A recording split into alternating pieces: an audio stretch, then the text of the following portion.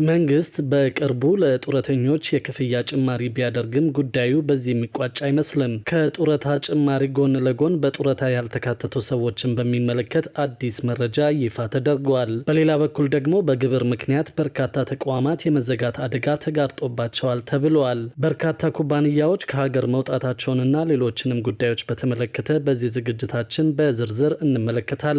ሰላም ቤተሰቦቻችን፣ መረጃዎቹን የት ሀገርና የት ከተማ ሆናችሁ እየተከታተላችሁ እንደምትገኙ በሀሳብ መስጫው ላይ ጻፉልን። በየትኛው ጉዳይ ላይ መረጃ እንድናቀርብላችሁ እንደምትፈልጉ ማሳውቁን። አሁን ዝርዝር መረጃዎቹን አንድ በአንድ ወደ እናንተ እናደርሳለን። እስከ መጨረሻው አብራችሁን ቆዩ።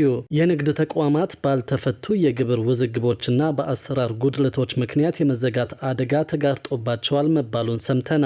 በዚህም መሰረት የንግዱ ማህበረሰብ የግብር ይግባኝ ክፍያ ወደ 20 በመቶ እንዲወርድ ተጠይቋል። የአዲስ አበባ ንግድና የዘርፍ ማህበራት ምክር ቤት ባዘጋጀው የመንግስትና የግሉ ዘርፍ የምክክር መድረክ ላይ የግብር ይግባኝ በሚቀርብበት ጊዜ ቅድሚያ የሚከፈለው 50 በመቶ የግብር መጠን ወደ 20 በመቶ ዝቅ እንዲል ጥያቄ ቀርበዋል። የታክስና የጉምሩክ ሪፎርም አተገባበር በግሉ ዘርፍ ላይ ያለው ተጽዕኖ በሚል ርዕስ በተካሄደው በዚህ የምክክር መድረክ ላይ የኢትዮጵያ የታክስ ምጣኔ ከዓመት ዓመት እየቀነሰ መምጣቱ፣ የታክስና የጉምሩክ አተገባበሮች ኢንቨስትመንትን የሚያበረታቱ አለመሆኑ እንዲሁም ደግሞ የቅንጅታዊ አሰራር መጓደል እንደ ተግዳሮት ከተነሱት ጉዳዮች መካከል ይገኙበታል። በአዲስ አበባ የሚገኙ በርካታ የንግድ ተቋማት ከከተማዋ የግብር ቢሮ ጋር ባላቸው ውዝግብና በአዲሱ የግብር ፖሊሲ ማሻሻያዎች ምክንያት የመዘጋት አደጋ እንደተጋረጠባቸው ተገልጿል። የግሉ ዘርፍ ተወካዮች የግብር ማሻሻያዎቹ ከባድ የአተገባበር ችግር እንዳሉባቸው ገልጸው በንግዱ ማህበረሰብና በግብር ባለስልጣናት መካከል መተማመን እየጠፋ መሆኑን አስታውቀዋል። ይህ ችግር በቅርቡ በተካሄደውና የመንግስት አካላት የግብር ባለስልጣናትና የንግድ ምክር ቤቶች በተገኙበት የመንግስት የግል የውይይት መድረክ ላይ ጎልቶ የወጣ ሲሆን በመንግስት በኩል ፍትሐዊና ቀልጣፋ የግብር አሰራርን ለመፍጠር ካለው ግብ በተቃራኒ ተቋማቱ በየቀኑ የሚገጥማቸውን ከባድ ተግዳሮቶች የሚያሳይ ነው ተብሏል። የሂሳብ ባለሙያዎችና ኦዲተሮች ማህበር ተወካይ እንዳሉት ከሆነ ችግሩ በራሱ በግብር ፖሊሲ ሳይሆን በአተገባበሩ ዙሪያ ካሉ የፖለቲካና ተቋማዊ ችግሮች የሚመነጭ ነው። የግብር ኦዲተሮች የፖለቲካ ወገንተኝነት ታክስን ፍትሐዊ እንዳይሆን እንደሚያደርገውም ተገልጿል። ከንግድና የዘርፍ ማህበራት ምክር ቤት ተወካይ የሆኑ ግለሰብ በበኩላቸው ደግሞ በአዲሱ የግብር ህግ አተገባበር ምክንያት የንግድ ስራዎች ላይ የተፈጠረውን ችግር ጠቁመዋል። በተለይም ከአዲስ የግብር አከፋፈል ስርዓት ጋር በተያያዘ ብዙ የአገልግሎት ሰጪ ተቋማት ስራቸውን ለመተው መገደዳቸውን በምሳሌነት አቅርበዋል። በመድረኩ ላይ የተሳተፉት የንግዱ ማህበረሰብ ተወካዮች በአምራቾችና ነጋዴዎች ላይ የሚጣለው ከፍተኛ የግብር ጫና ፍትሐዊ አለመሆኑን ገልጸዋል። የቤት ዕቃዎች አምራቾች ማህበር ደግሞ የሩብ ዓመቱ የግብር አከፋፈል ስርዓት በአምራች ዘርፉ ላይ ከፍተኛ ጫና እንደፈጠረ አስረድተዋል። በሌላ በኩል ደግሞ 18 የውጭ ኩባንያዎች ከኢትዮጵያ ለቀው መውጣታቸው ይፋ ተደርገዋል። በዚህ ምክንያትም ሀገሪቱ 45 ሚሊዮን የአሜሪካን ዶላር የገቢ ኪሳራ ማስመዝገቧን የታወቀው። የአፍሪካ የእድገትና እድል ወይም አጎዋ እድል መታገዱን ተከትሎ ወደ 18 የሚጠጉ የውጭ ኩባንያዎች ኢትዮጵያን ለቀው መውጣታቸው በአፍሪካ ዲቨሎፕመንት ባንክ ግሩፕ ይፋ በተደረገ አዲስ ሪፖርት ተገልጿል። ይህ ደግሞ የኢትዮጵያን የኢንዱስትሪ ፓርኮች የ45 ሚሊዮን ዶላር ገቢ እንዲያጡ ምክንያት ሆኗል ተብሏል። ባንኩ ባወጣው ሰፊ የጥናት ግኝት መሰረት ኢትዮጵያ ከዚህ ቀደም በአጎዋ በኩል በብዙ ምርቶች ከቀረጥ ነፃ ወደ አሜሪካ ገበያ የመግባት እድል ነበራት። ይሁን እንጂ በጥር 2022 የአጎዋ መታገድ ቀደም ሲል የተቋቋሙ የገበያ ትስስሮችንና የአቅርቦት ሰንሰለቶችን በእጅጉ ማቋረጡ ሪፖርቱ አስረድተዋል። ይህም ከኢትዮጵያ የኢንዱስትሪ ፓርኮች የሚላኩ ምርቶችን በ2023 በ24 በመቶ እንዲቀንሱ አድርገዋል። በተለይም በሐዋሳ ኢንዱስትሪ ፓርክ ከ1000 በላይ የስራ ዕድሎች የተቋረጡ ሲሆን ለኢንዱስትሪ ፓርኮች በጠቅላላው 45 ሚሊዮን ዶላር የገቢ ኪሳራ ማስመዝገቡ ታውቋል።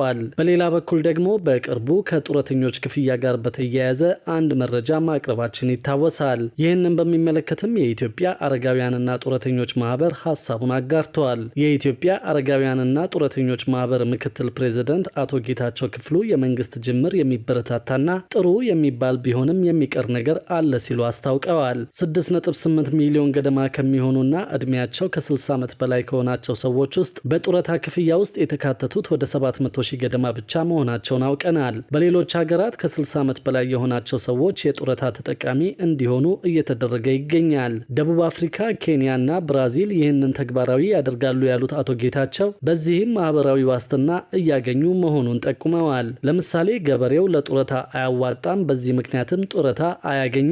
ይህንን ከግምት በማ በማስገባት መንግስት ሁሉንም ከ60 ዓመት በላይ የሆናቸውን ሰዎች ጡረታ እንዲያገኙ እየጠየቅን ነው ብለዋል። በመንግስት በኩል ጥሩ ጅምሮች አሉ ያሉት ምክትል ፕሬዝደንቱ ለምሳሌ የቤት እድሳትና የጤና መድን ሽፋን በመንግስት በኩል መሰጠቱን በበጎነት አንስተዋል። ባለፉት ጥቂት ዓመታት ብቻ የጡረታ አበል ለ4 ጊዜ መጨመሩን ጠቁመው በሚፈለገው ልክ አይደለም እንጂ ጅምሩ ጥሩ ነው ብለዋል። ሆኖም ጥሩውን እያደነቅን የሚጠየቀውን መቀጠል አለብን ሲሉ አጽንኦት ሰጠው ተናግረዋል።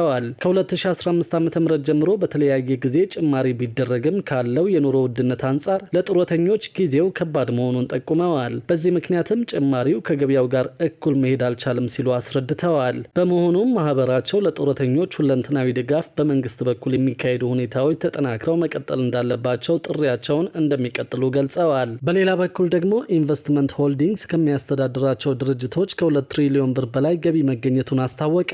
በኢትዮጵያ ኢንቨስትመንት ሆልዲንግስ ስር ከሚገኙ ድርጅቶች በትራንስፖርትና ሎጂስቲክስ ዘርፍ የተሰማሩ ኩባንያዎች ከታክስ በፊት ያስመዘገቡት ገቢ ከፍተኛ መሆኑንና በ2017 በጀት ዓመት ከ2 ትሪሊዮን ብር በላይ ገቢ መገኘቱን አስታወቀ። ኢንቨስትመንት ሆልዲንግስ በስሩ የሚገኙ የመንግስት የልማት ድርጅቶችን የ2017 ዓመታዊ እቅድ አፈጻጸምና የ2018 ዓ.ም እቅድን በሚመለከት ውይይት ሲያደርግ የቆየ ሲሆን የውይይቱን መጠናቀቅ አስመልክቶ ባወጣው መግለጫ ድርጅቶቹ በተጠናቀቀው በጀት ዓመት ከ2 ትሪሊዮን ብር በላይ ገቢ ማስመዝገባቸውን ይፋ አድርገዋል። በስሩ ያሉ 40 ድርጅቶች ከታክስ በፊት ያስመዘገቡት የተጣራ ትርፍ 262.7 ቢሊዮን ብር መሆኑን ይህም ካለፈው ዓመት ተመሳሳይ ወቅት ጋር ሲነጻጸር 88 በመቶ እድገት ማሳየቱን በተለይም ካላቸው ኢኮኖሚያዊ ፋይዳ አኳያ ትልልቅ የሚባሉት ኩባንያዎች ካለፈው በጀት ዓመት አንጻር ከፍተኛ ምርትና አገልግሎት ማቅረባቸው ተገልጿል። ከኢንዱስትሪ አኳያ ከታክስ በፊት የተገኘውን የትርፍ ድርሻ ያብራራው መግለጫው በትራንስፖርትና ሎጂስቲክስ ዘርፍ አገልግሎት የሚሰጡ ኩባንያዎች ከፍተኛውን ድርሻ ማለትም 66.8 በመቶ ማስመዝገባቸውን፣ የፋይናንስ አገልግሎት የሚሰጡ 14.9 በመቶ፣ ኃይልና ግንኙነት 10 በመቶ፣ ግብርናና አግሮ ፕሮሰሲንግ 2.6 በመቶ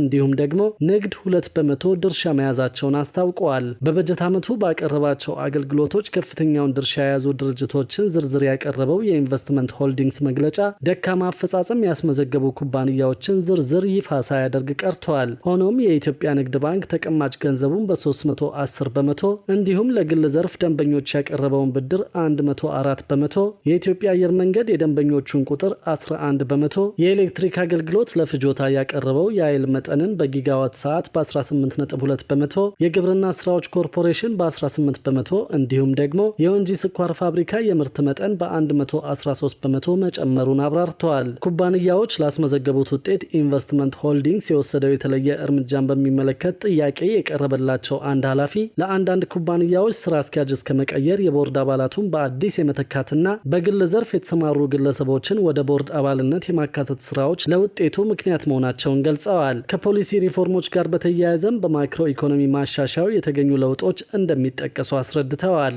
የተቋማቱ አፈጻጸም በሚገመገምበት ወቅት ዓመቱ ሲጀምር ከተያዙ እቅዶች በተጨማሪ ተቋማቱ እንደሚሰጡት አገልግሎት በዓለም አቀፍ ደረጃ ተመሳሳይ አገልግሎት ከሚሰጡ ተቋማት አፈጻጸም አኳያ እንደሚታይ ገልጸው ከሚጠበቅባቸው በታች ውጤት ያስመዘገቡ ኩባንያዎች ምን ያህል ናቸው በሚል ለቀረበላቸው ጥያቄ ምላሽ ከመስጠት ተቆጥበዋል። ሆኖም የትምህርት መሳሪያዎች ማምረቻና ማከፋፈያ ድርጅት በበጀት ዓመቱ የሚጠበቅበትን አፈጻጸም አለማስመዝገቡን ኢንቨስትመንት ሆልዲንግስ ከድርጅቱ ኃላፊዎች ጋር ከተወያየ በኋላ በማህበራዊ የትስስር ገጹ ማስታወቁ ይታወሳል። ድርጅቱ ምንም እንኳን በበጀት ዓመቱ ያስመዘገበው ገቢ 633 ሚሊዮን ብር እንዲሁም ደግሞ ከታክስ በፊት የተጣራ ትርፉ 108 ሚሊዮን ብር ቢሆንም ከሚጠበቅበት አኳያ አፈጻጸሙ ዝቅተኛ መሆኑ ተጠቁሞ ነበር። በ2018 ዓ.ም የልማት ድርጅቶች አጠቃላይ ገቢያቸው 2.7 ትሪሊዮን ብርና ከታክስ በፊት የሚመዘገብ ትርፍን 412 ቢሊዮን ብር ለማድረስ መታቀዱን መግለጫው አስታውቀዋል። በሌላ በኩል ደግሞ እስካሁን ከቀረቡ የስራ ሀሳቦች ወደ ተግባር የተለወጡት ወደ 40 በመቶ ያህሉ ብቻ መሆናቸውን ሰምተናል።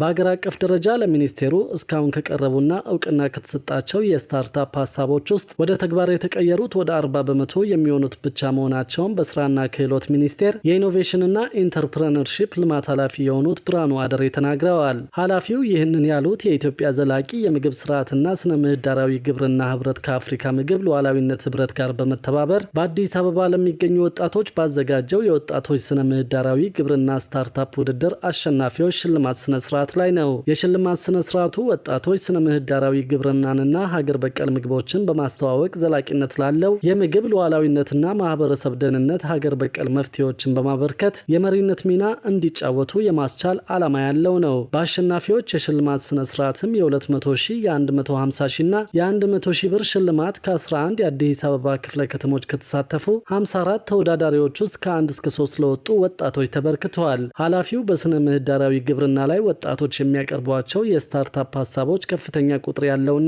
በግብርናው ዘርፍ የሚተዳደረው ማህበረሰብ ችግር የሚፈቱ ስለሆኑ በስራና ክህሎት ሚኒስቴርም የሚበረታቱ ናቸው ብለዋል። በሚኒስቴር ደረጃ የስታርታፕ ሀሳቦች ወደፊት እንዲመጡ የማድረግ ስራ ከተጀመረ 6 ዓመታት እንደተቆጠሩ የገለጹት ኃላፊው ልክ እንደ ኢትዮጵያ ዘላቂ የምግብ ስርዓትና ስነ ምህዳራዊ ግብርና ህብረትና የአፍሪካ ምግብ ሉዓላዊነት ህብረት አይነት የተለያዩ ተቋማት የሚያደርጉትን ጥረትም እንደግፋለን ብለዋል። ለሚኒስቴር መስሪያ ቤቱ 9000 የስታርታፕ ሀሳቦች ቀርበው 1000 የሚሆኑ ሀሳቦችን አወዳድረን እውቅና ሰጥናቸዋል ያሉ ሲሆን ከዚህ ውስጥ 40 በመቶ ያህሉ ወደ ተግባር መለወጣቸውን የተናገሩት በዚህ ውድድር ያሸነፉ ወጣቶችም ወደፊት ብዙ ጥረቶችን ማድረግና ጅምር ሀሳቦቻቸውን ውጤታማ ማድረግ እንደሚጠበቅባቸው ያሳሰቡት አቶ ብርሃኑ ከዚህ በፊት በነበሩ ውድድሮች አሸናፊ ሆነው ግን ስራቸውን ወደ መሬት ሳያወርዱ የቀሩ እንዳሉ ሁሉ በጥረታቸው ወደ ሲሊከን ቫሊ የገቡም አሉ ብለዋል። ከዚህ ጋር በተያያዘም የኢትዮጵያ ዘላቂ የምግብ ስርዓትና ስነ ምህዳራዊ ግብርና ህብረት ዋና ስራ አስኪያጅ ባዩሽ ጸጋዬ ስነ ምህዳራዊ ግብርና ለዘላቂ